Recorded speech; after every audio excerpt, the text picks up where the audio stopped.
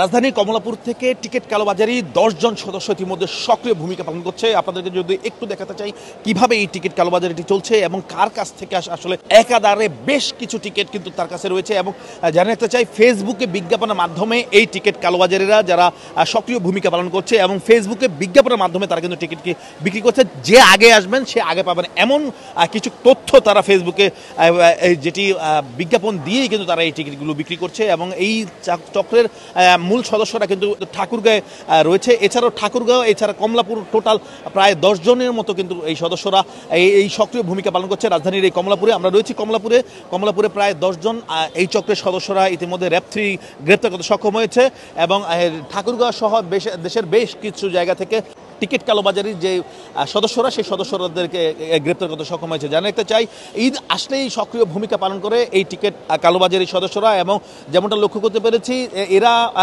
এই সাধারণ মানুষের সাথে প্রতারণা করে একাধিক অল্প দামে টিকিট কিনে ৩ গুণ দামে কিন্তু তারা বিক্রি করছে। এবং যেমনটা আমরা লক্ষ্য করতে পেরেছি, এক একজনের কাছে বেশ কিছু টিকিট রয়েছে, অর্থাৎ বেশ মোটা অঙ্কের টিকিট তারা রয়েছে এবং মোটা অঙ্কের দামে তারা কিন্তু সাধারণ মানুষের কাছ থেকে তারা বিক্রি করে যাচ্ছে। এবং এটি সম্পূর্ণ প্রতারণা।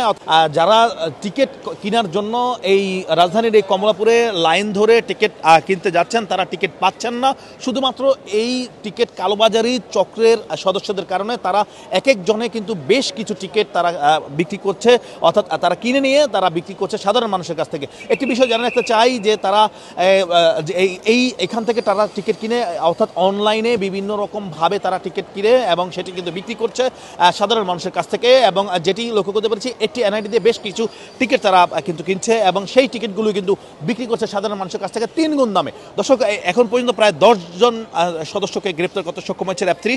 আমরা একটু কথা বলবো র‍্যাব ৩ কমান্ডারের সাথে, যিনি আসলে এই অভিযানটি পরিচালনা করেছেন। এর আগে একটু জানিয়ে রাখতে চাই, নারীর টানে বাড়ি ফিরতে সাধারণ মানুষের উপচে পড়া ভিড় থাকে রাজধানীর কমলাপুর সহ rail station, bus station, launch station সহ বেশ কিছু জায়গায়। এবং এই বিষয়টি কিন্তু এই চক্রে যারা রয়েছেন তারা কিন্তু এটি দুর্বলতা ভেবে তারা কিন্তু এই সাধারণ মানুষের সাথে প্রতারণা করে যাচ্ছে দিনের পর দিন ধরে। ইতিমধ্যে আমরা দেখেছি আইনশৃঙ্খলা রক্ষাকারী বাহিনী কিন্তু কঠোর ভূমিকা পালন করছে এই চক্রের সদস্যদেরকে গ্রেপ্তার করতে।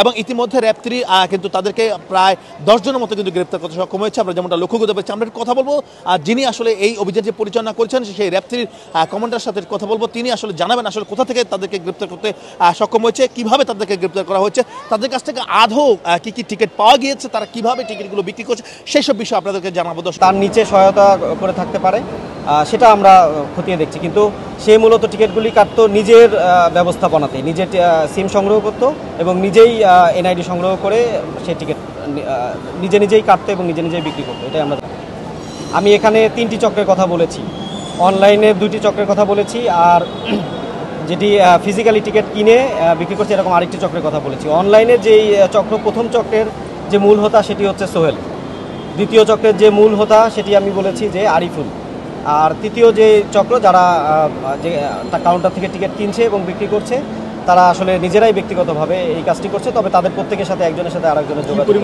আমি নিশ্চিত এখনও গণনা চলছে। তবে 4 থেকে 500 অরিজিনাল টিকিট যেগুলি যাত্রাযোগ্য এরকম টিকিট কিন্তু আমরা গ্রেফতার করেছি। আপনারা দেখেছেন কিছু যেগুলি হার্ড কপি আছে সেগুলি ফুটেজ দেওয়া হয়েছে, যেগুলি সফট কপি এখনও আমরা আসলে মোবাইলে যে পর্যবেক্ষণ আমরা সেটি অব্যাহত রেখেছি, আমরা শেষ হলে জানাতে পারব। সচল সিম ছাড়া কিন্তু আসলে ওটিপি যেখানে যাচ্ছে সেখান থেকে কিন্তু ওটিপি নিয়ে এই টিকিটটি কাটা সম্ভব না। সুতরাং যারা এই কালোবাজারির সাথে জড়িত তারা কিছু সচল সিম এবং কিছু এনআইডি তারা তাদের সংগ্রহে রেখেছে, যার কারণে কোনো ব্যক্তি হয়তো জানছেই না যে তার নামে 4টি টিকিট কাটা হয়েছে এবং এই টিকিট দিয়ে অন্য 4 জন ভ্রমণ করে চলে গিয়েছে।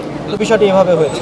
ব্যবসা করছে তারা একজন আরেকজনের কাছ থেকে এই ইয়েগুলো সংগ্রহ করছে, ইনফরমেশনগুলো সংগ্রহ করছে। আমি বলেছি যে তাদের 21 জনের মতো একটি গ্রুপ আছে। তো এদের ভিতরে যে কথাবার্তাগুলি চলে, আমরা যেটি দেখলাম যে একজন এরকম আরেকজনকে মেসেজ দিচ্ছে যে তার জরুরি ভিত্তিতে 4টা বা 5টা এনআইডি দরকার। আরেকজন অন্য একটি স্থান থেকে, তার অবস্থান সম্পর্কে আমরা জানি না, সে ওখান থেকে আবার এনআইডি সাপ্লাই দিচ্ছে। তো এটি আসলে একটি সংঘবদ্ধ চক্র। কেউ এনআইডি সাপ্লাই দিচ্ছে, কেউ সিম সাপ্লাই দিচ্ছে, কেউ এটা বিক্রি করার জন্য সহযোগিতা করছে। তো এই পুরো বিষয়টি আমরা কেবলমাত্র ধরলাম, আমরা আসলে এদের সাথে বিস্তারিত কথা বলে আমরা জানতে পারবো।